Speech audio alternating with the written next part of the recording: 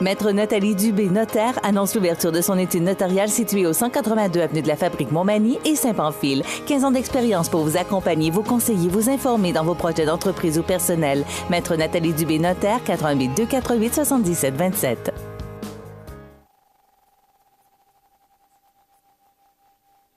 Je vous souhaite la bienvenue à cette autre chronique juridique en compagnie de Maître Nathalie Dubé avec le bureau du même nom, oui. Au 182 avenue de la Fabrique Montmagny, 248 7727. Bonjour. Bonjour, Maître ça va Dubé. bien? Merci, vous. Oui. Aujourd'hui, on va parler de mourir sans testament. Vous en avez parlé beaucoup de ce testament, l'importance de ce document, mais maintenant, si on ne l'a pas, qu'est-ce qui arrive? Oui, il faut connaître aussi qu'est-ce qui se passe si jamais on n'a pas eu le temps ou on a décidé de ne pas faire de testament. Donc, ça va dépendre si on est marié ou pas en premier lieu. Et parce qu'il y a des règles déjà qui existent dans le Code civil du Québec, à savoir si, lorsqu'on est marié, lorsqu'on n'est pas marié, qui sont nos héritiers. Donc, si on reprend des cas fréquemment que vous rencontrez, d'abord, j'ai un conjoint avec qui je suis marié ou uni civilement et j'ai des enfants. Donc, à ce moment-là, lorsque on est marié, notre conjoint est aussi notre héritier. Par contre, il va hériter seulement de 1/3 de notre succession et nos enfants 2/3 de la succession. Donc, il ne faut pas penser que lorsque l'on est marié, que tout le conjoint reçoit notre succession. Non, il doit partager avec les enfants pour 2/3. OK. J'ai un conjoint avec qui je ne suis pas marié ni uni civilement et j'ai des enfants. Là, donc, ça devient problématique. Oui, hein? C'est ça. On va aborder le sujet des conjoints de fait plus spécifiquement dans d'autres chroniques, mais ici, bien sûr, on doit leur toucher lorsque l'on parle de décédé sans testament. Donc, le conjoint de fait au niveau civil, au niveau du Code civil du Québec n'existe pas. Donc, à ce moment-là, j'ai beau être en union de fait depuis 5 ans, 3 ans, 25 ans, 30 ans, mon conjoint n'hérite pas, c'est 100% les enfants, donc qui sont héritiers à ce moment-là. Par contre, il ne faut pas oublier, on va souvent avoir la question, ouais, mais la riche des rentes, puis à l'impôt et tout ça, le conjoint de fait est reconnu plutôt sous certaines lois statutaires, donc comme la riche des rentes, donc la définition de conjoint comprend le conjoint de fait. Ensuite, au niveau de la Société d'assurance automobile du Québec, donc les indemnités, le conjoint de fait est reconnu également en vertu de cette loi-là. Donc, c'est pour ça que ça devient mêlant pour ce qui est du conjoint de fait versus les successions. Je vous rappelle qu'on parle de mourir sans le testament. Je n'ai pas de conjoint, mais j'ai des enfants. Donc, même chose qu'avec un conjoint de fait, c'est 100% les enfants qui sont les héritiers à ce moment-là.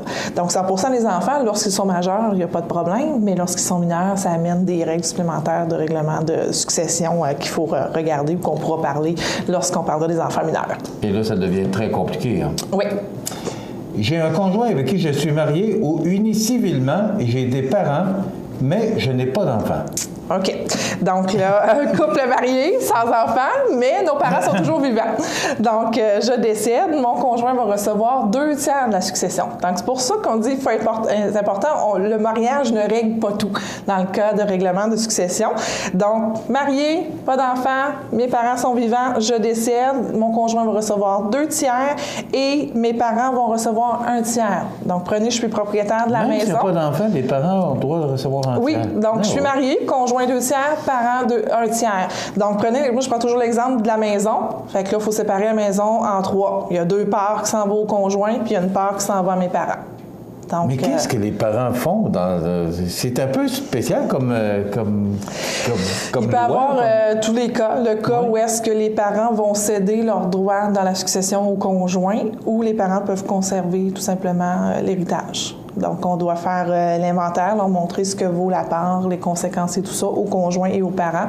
Et les parents prennent leur décision à ce moment-là. J'ai autant vu des parents qui ont cédé leurs droits dans la succession aux conjoints mariés ou aux conjoints de fait que d'autres qui ont gardé l'héritage.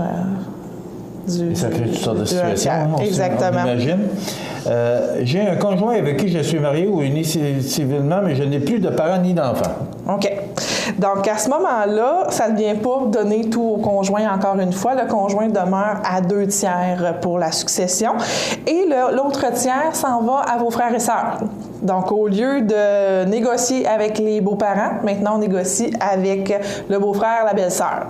Donc, même chose, ils ont le choix de céder leurs droits dans la succession au conjoint ou conserver la part dans la succession.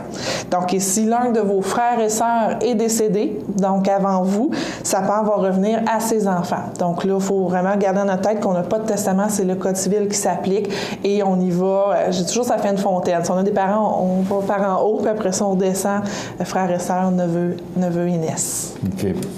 Je n'ai pas de conjoint ni d'enfant, mais j'ai des parents et des frères et sœurs. Donc, pas de conjoint, pas d'enfant. Donc, je suis une vieille fille, donc elle ne s'est pas mariée, pas eu d'enfant et tout ça. Donc, les frères et sœurs vont hériter en part égale pour une proportion d'une demi. Et mes parents aussi pour une demi. Donc, vu que mes parents sont toujours vivants, j'ai des frères et sœurs. Donc, moitié à mes parents, moitié à mes frères et sœurs. Il faut toujours se souvenir de la règle que si jamais il y a un de mes frères ou de mes sœurs qui est décédé, ses enfants viennent prendre sa part à ce moment-là. Okay. Oui. Je prends l'exemple. Moi, j'ai 2 frères, 2 sœurs. Donc, pas mariés, pas d'enfants. Mes parents sont toujours vivants. Mes 2 frères, mes 2 sœurs, j'ai, mettons, 2 frères toujours vivants. Une sœur qui est décédée, qui a eu 2 enfants. Donc, la moitié qui s'en va aux frères et sœurs, bien, mes neveux et nièces vont venir avoir la part que leur mère aurait eue lors de mon décès. OK. Et je n'ai pas de conjoint ni d'enfant ni de parents, mais j'ai des frères et sœurs.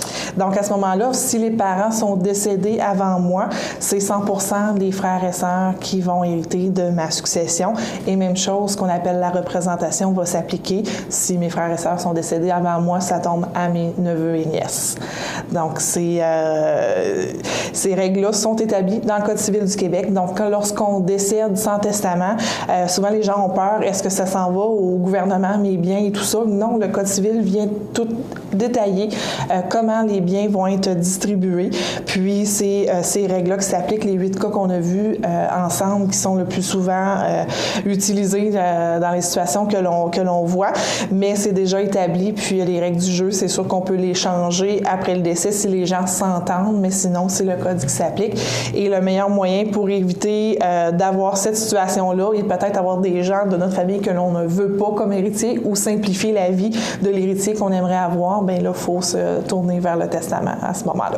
Et c'est de là l'importance de faire son testament. C'est tellement important. Vous en avez parlé abondamment, oui. Puis je pense que c'est encore un point sur lequel on revient. Et vous voyez toutes les situations que ça peut engendrer aussi, et surtout des problèmes que ça peut engendrer. Oui, c'est ça. On aimerait bien, on ne veut pas déshériter notre famille, on veut bien qu'elle hérite, mais dans l'ordre que l'on choisit nous-mêmes. Oui, c'est bien important. Aussi, on parlait récemment d'un article qui disait qu'il y avait beaucoup d'argent dans des coffres du gouvernement qui sont là, puis qu'il y a des successions qui ne se sont pas réglées. Qu'est-ce qui s'est passé? Parce que là, on détaille vraiment toutes les situations.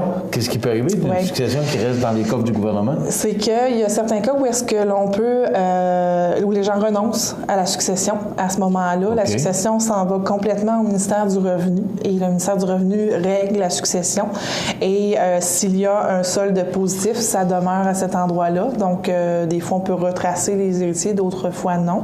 Et il y a des cas où est-ce que les familles étant de moins en moins nombreuses, où les gens laissent aller la succession, où on ne retrouve pas les héritiers. C'est ces genres de dossiers-là qui sont au ministère du Revenu.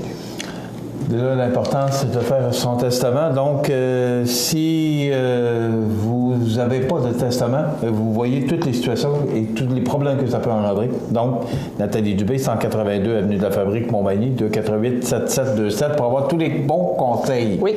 Parce que c'est bien important. Oui. Je vous remercie beaucoup. On se retrouve dans 2 semaines. Oui. Voilà, ça complète notre chronique juridique pour aujourd'hui qui s'intitule « Mourir sans testament ».